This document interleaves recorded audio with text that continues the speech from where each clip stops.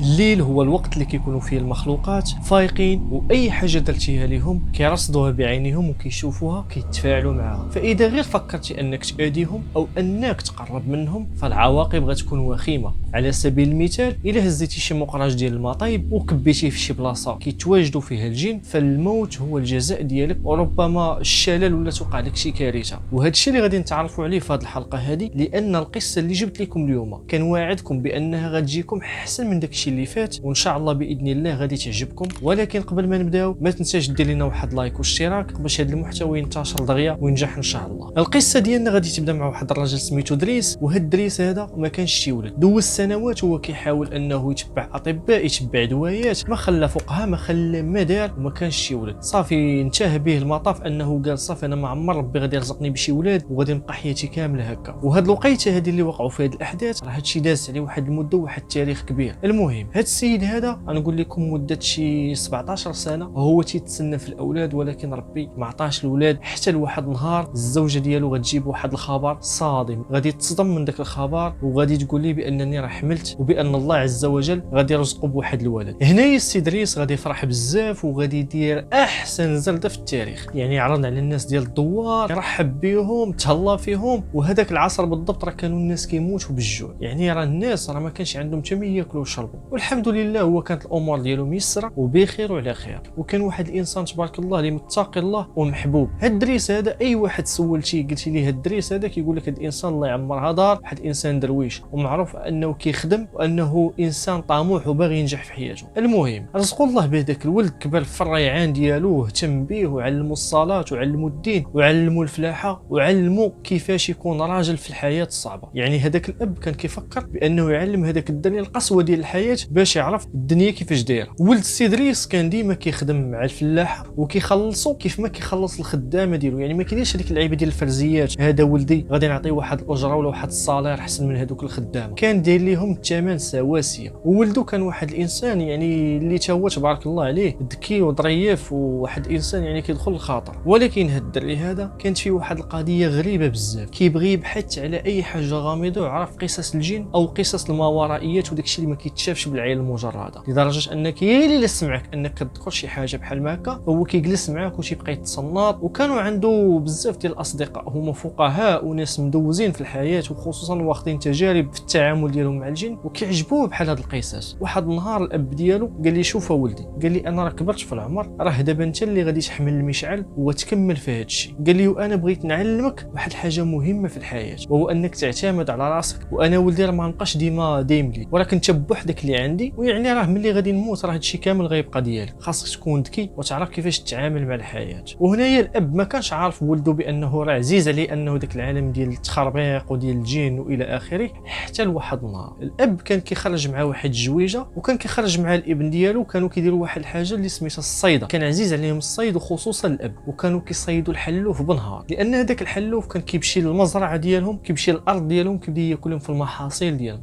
فالاب كان كيخرج مع ولده وتيوريه كيفاش يصيد الحلوف، وهذاك الابن كان مستمتع بزاف بدوك الاجواء. ولكن هنا فين غتبدا الاحداث ديال القصه. الابن كان كيعجبو الصيد ولكن الغريب في الامر انه ما كانش كيحمل يصيد بالنهار، كان كيعجبو يصيد بالليل، لانه في الليل كيكون ثقيل، كيكون واحد الهدوء عجيب، وهو ديك الساعه فين كتحل ليه الصيده وفين كترشق ليه، حيت كان كيدي معاه واحد السلاح كيبقى عاس تما حتى كيبدا يخرج الحلوف وكيبدا يتيري فيه، لانه ما كاينينش الناس حداه وما كاينينش بزاف يعني ديال الاشخاص اللي غادي يصدعوا ليه راسو. كان هو عزيز عليه شي حاجه سميتها الكالم ويحس بهذيك اللذه والمتعه ديال الصيد بالليل. ولكن اللي ما كانش عارف هذا الشاب هو ان العواقب وخيمه، وبان بزاف ديال الناس كانوا كيصيدوا بالليل ما انتهتش بهم الامور على خير، لان الصيده بالليل كتعتبر من اخطر انواع الصيده عبر التاريخ، وانا غادي نقول لكم علاش. المهم الاب غادي يتوصلوا الخبر بان ولده كيهز السلاح وكيصيد الحلوف في الليل. شي واحد من هذوك الصحاب ديال هذا السيد هذا شافو كيصيد في الليل ومشى وصل عليه لبوه، قالوا ليه ولدك راه كيهز لك السلاح كيمشي يصيد في الليل. الاب هنايا ما دارش شي رده فعل اللي هي خايبه، عيط لولد ديالو قال لي شوف ولدي جيني الصراحه وقول لي داك الشيء اللي كاين، واش بصح كتهز لي السلاح وكتمشي في الليل وكتصيد؟ هنايا داك الابن جاوبو بكل صراحه، زعما ما كذب عليه ما والو، قال لي شوف الوالد، قال لي انا كيعجبني الصيد وانا واحد الانسان من عشاق ديال الصيد، وانت راك عارف هذا الشيء، وانا داك الشيء اللي حليت عليه عيني وشفتك كديرو انا راه وليت كنديرو، وانايا راه ما كيعجبنيش الصيد بالنهار كنستمتع اكثر ملي كنصيد بالليل. هنايا الاب كان غير جالس وتيتصنت لولده وما قال حتى شي كلمه، خلى ولده حتى كمل هضرته. قال لي وانا الوالد راه الحلاوه ديال الصيد عندي هي انني نكون بوحدي ونسمع الصقيل، وانا راه كيعجبني الحال من انني كنصيد وما كيبرزطني حتى شي واحد، وكيبدا شي واحد يصيد من هاد الجهه وواحد كيبدا يفرع عليا راسي من هاد الجهه. دونك انا كيعجبني نصيد بوحدي. هنايا الوالد ديالو غادي يقاطعو وغيقول لي اسمع ولدي اش غنقول لك، انا باك وفايتك في الحياه وفي التجربه. فهاد الهضره اللي غادي نقول لك ولدي راك غادي توقف عليها واحد النهار. قال لي اول حاجه انا راه دزت انا من نفس التجربه وتا انا كنت درت نفس الغلط. واحد النهار هزيت واحد المكحله وانا نخرج في الليل وانا نصيد، ولكن داك الشيء ولدي اللي وقع معايا راه غريب وعجيب. قال لي كيفاش الوالد شنو وقع لك؟ قال لي اسمعني يا ولدي، قال لي انا واحد النهار هزيت معايا السلاح وخرجت في واحد الليل باش نصيد القنيه، وفاش شفت واحد القنيه وبغيت نتيري فيها سمعت شي حاجه كتجري من ورايا. فاش كنت لافت بحال هكا وكنت لافت مع هكا ما كنلقى حتى شي حاجه، وانا كل مره كنسمع شي حاجه كتمشى قدامي. قال لي في هذيك اللحظه هزيت داك السلاح وانا نضربها بجريه نيشان للدار. وهنايا داك الدري ملي كان كيسمع الهضره والقصه ديال باه كانت كتبان ليه شي حاجه اللي هي عاديه زعما ما تخلع ما حتى شي حاجه. قال هذا غير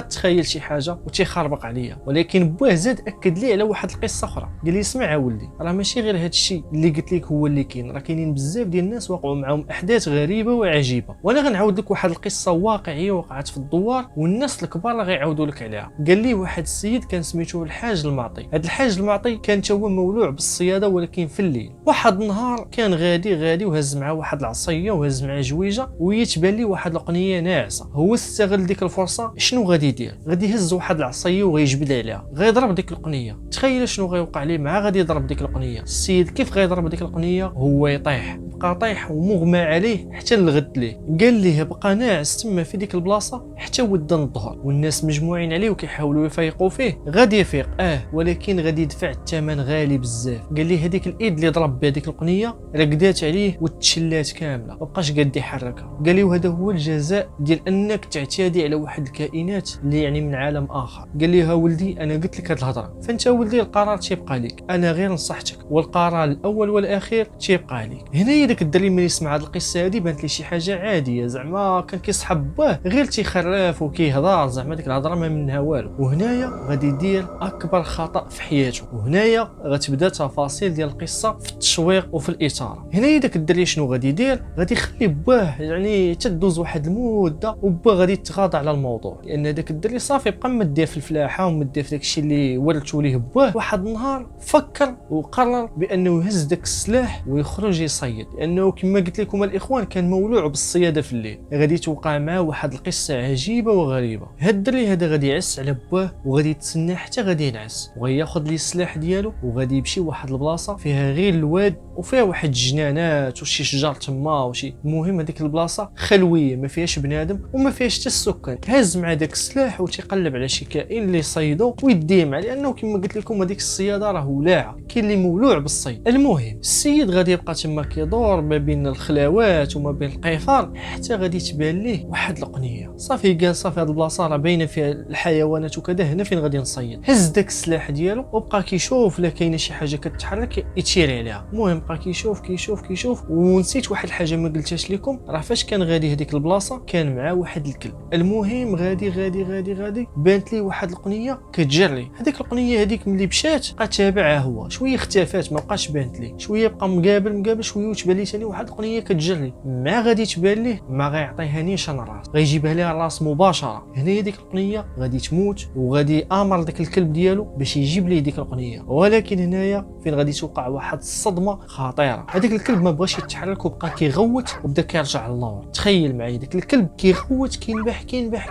وما بغاش يتحرك من بلاصتو. المهم داك الكلب راه مدريسي، راه هو اصلا ديال الصيد، ولكن داك الكلب ما بغاش يتحرك من بلاصتو. هنايا غادي يقرر هو بنفسه انه يمشي يهز ديك القنيه. ملي مشى بغى يهز ديك القنيه ما غاديش يلقاها وغيلقى في بلاصه غير الدم. هنايا الزغب ديال شعره غادي يوقف. تخيل معايا الدم تجمد ليه في العروق ديالو من كثره الخوف. هنا عرف بان هذا الشيء غير طبيعي. وتخيل معايا في هذا الاثناء وهو كيفكر هو في هذه الصدمه غادي يسمع بحال شي عود ولا شي حاجه، شي حمار ولا شي بغل كيمشي بواحد الزربه. نتوما راك عارفين هذاك الصوت ديال العود ملي كيبقى يجري. المهم كيسمع هذاك الصوت كيتلفت هنا ما كيشوف والو، حتى لواحد اللحظه غادي تبان ليه واحد المراه كلها لابسه الكحل وكتشوف فيه من بعيد. وهو قال هذه راه واقيلا شي مراه من الدوار. وهنايا باش تعرفوا مسخوط الوالدين مشى بدا كيقرب منها. تخيل معايا ديك المراه غاديه كتجري، كل ما هو تابعها من اللور وهي غاديه كتبعد منه شويه، ولات كتمشي بشويه، ثقلات المشيه ديالها. وهو بدا كيقرب منها حتى لواحد اللقطه غادي توقف في بلاصتها وغادي تلفت عنده. تخيل معايا ديك التلفيته اللي غادي تلفت عنده غادي تشوف فيه واحد المخلوق من ابشع المخلوقات اللي شافها هو في حياته كامل. شاف واحد الوجه من كثره زعما ديك الصدمه اللي هو تصدم، بقى واقف في بلاصتو متجمد في بلاصتو، ما قادش يتحرك، لدرجه انه صافي هبط ليه طونسيو، السيد هو يطيح كاو، السيد هو يطير من قدامه. المهم داكشي اللي شاف مرعب بزاف. الغد ليه